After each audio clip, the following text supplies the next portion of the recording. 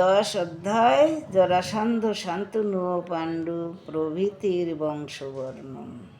সুখদেবে বলে, শুনো ভরত নন্দন, অন্যান্য বংশের কথা করিব বর্ণন। পুরু বংশে ছিল রাজা দিবদাস নাম, অহুল্লার ভ্রাতা সেই সর্বগুণধাম। মিত্রায়ুত নায় তাহার নন্দন, জগৎ পূজিত মুনি মহর্ষি শ্রবণ। সেই বংশে জন্ম কত নিপতি ধীমান, সুদাস সমক জন্তু পৃষাতাতি নাম। দ্রুপদ পৃষাত পুত্র তাহার নন্দিনী, পাঞ্চালী দ্রৌপদী হয় পাণ্ডব ঘরণী।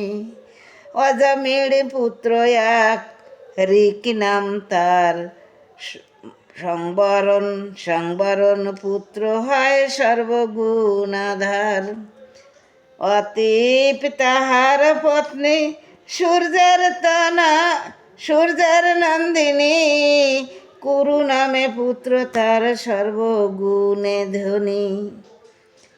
বৃহদ্রত সেই বংশে অতি খরতিমান, তার পত্নী প্রসাবিল দ্বিখণ্ড সন্তান।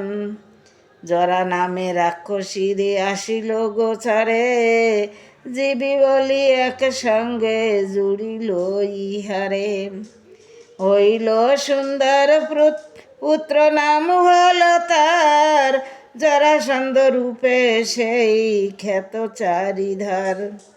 কুরুপুত্র জাহ্নু নামে যে ছিল রাজন, তাহার বংশেতে জন্ম প্রাতিপনন্দন।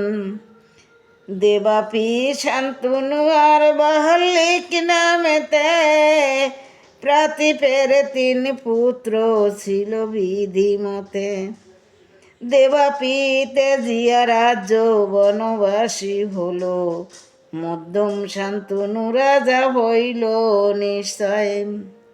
জরাগ্রস্ত কেহ যদি তার স্পর্শ পায়, অচিরেই দেবতা তুল্য হয় তার কায়।